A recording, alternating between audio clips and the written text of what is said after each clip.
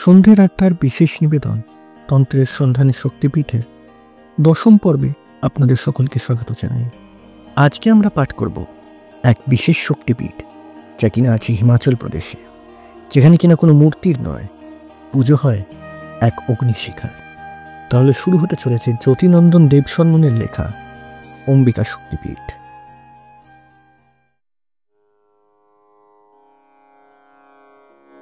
কিংবদন্তি এই যে দৈত্যদের অত্যাচারে দেবতাদের হিমালয় বাস করা কঠিন হয়ে দাঁড়ায়। অত্যাচারী দৈত্যদের প্রতি দেবতাদের রোষ বাড়তে থাকে। দেবতাদের রোষানলের তেজ হতে আলোকবর্তিকারূপী দেবী আত্মাশক্তি উদ্ভব হয়। তিনি শক্তিরূপিণী সতী, যিনি অসুর বিনাশিনী, অসুর সংহারিণী। তিনি অনল স্বরূপা সর্বহরা। বিপাশা উপত্যকার কালীধর পর্বতে দেবী রিপুনাশিনী অনলরূপী রসনা পতিত হয়ে পীঠ সৃষ্টি করেছে। দেবীর ভৈরব উন্মত্ত। আজ আমরা এলাম জগজ্জননীর নিরাকার রূপ দর্শন করতে, কাংড়া উপত্যকার জ্বালামুখীতে। চলুন যাই, অরূপে স্বরূপ দর্শন করে আসি। দেবী এখানে অম্বিকা বা সিদ্ধিদা নামে পরিচিতা। দেবীর কর্তিত দেহাংশর মধ্যে রসনা বা জিহ্বা এখানে পতিত হয়েছে।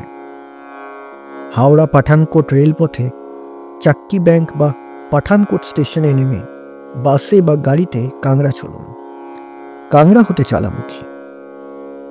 পীঠ কাহিনী হিসেবে পাঞ্জাব প্রদেশের লোকশ্রুতি এরকম যে কাটক বংশ রাজা ভূমিচন্দ্র পিতৃপুরুষের কাছে শুনেছিলেন কাংড়া অঞ্চলে দেবীর দেহাংশ পতিত হয়েছে।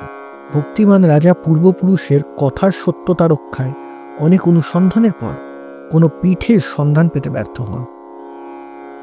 অতঃপর তিনি নগরকোটে দেবীর উদ্দেশ্যে মন্দির গড়েন। মন্দির নির্মাণ হয়ে যাওয়ার পর এক গোয়ালা রাজাকে জানায় যে রাস্তায় পাহাড় হতে নিচে আসে, সেই পাহাড়ের গায়ে সদা সর্বদা আগুন জ্বলতে থাকে। রাজা গোয়ালার সঙ্গে পর্বতের উপরে আসেন ও অগ্নিশিখা দর্শন করেন ও তার পূর্বপুরুষের কথার সত্যতা যাচাই করেন। রাজা দেবী জ্বালামুখীর মন্দির পাহাড়ের ওপর করে দেন। শাকদ্বীপ হতে পৌরোহিত্য করার জন্য ব্রাহ্মণ আনান। আজও দেবীর জিহ্বা মন্দিরের গর্ভগৃহে অনির্বাণ শিখায় প্রজ্বলিত। মোট 9টি নীলাভ শিখা নবশক্তিরূপে বিরাজিত।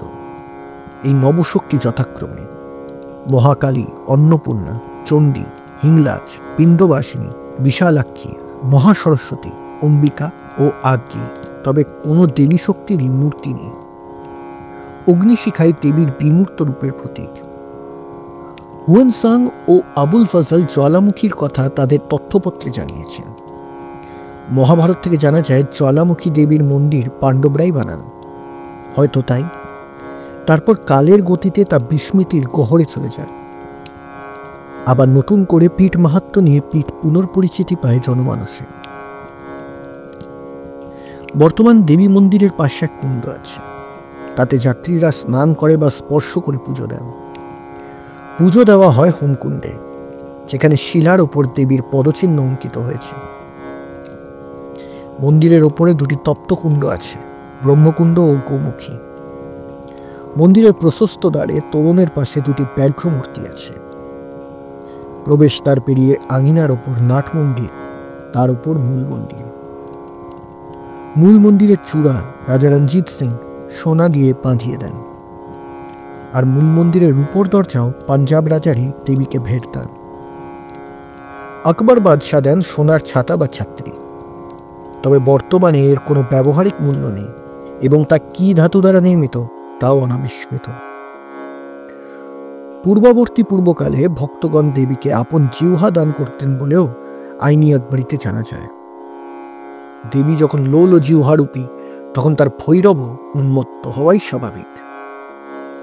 দেবতা উন্মতেশ্বর পাহাড়ের গুহাকন্দরের বিষাক্ত সর্প দ্বারা পরিবেষ্টিত হয়ে বিরাজ করছেন। সেই কারণে মন্দির সংলগ্ন নর্মদেশ্বর শিবের কাছেই ভৈরব উন্মত্তের পূজা দান করা হয়। বর্তমানে মন্দির ট্রাস্টিদের দ্বারা পরিচালিত। এরা যাত্রী সেবায় নিয়োজিত প্রাণ। লঙ্গরখানা ও হাসপাতাল মন্দির কর্তৃপক্ষ পরিচালনা করে থাকেন। এবার আসি মায়ের যৌগিক ব্যাখ্যায়। মা এখানে অগ্নিরূপা। অগ্নি অর্থাৎ তেজ। এই তেজরূপী প্রাণ প্রদীপ সকলের অন্তরে প্রজ্বলমান। তাই জীবদেহ ষষ্ঠ স্তর অনুসারে আবর্তিত হয়। এই ষষ্ঠ স্তর হল এই রূপ: শিশু, বালক, কিশোর, যুবক, প্রৌঢ় ও বৃদ্ধ।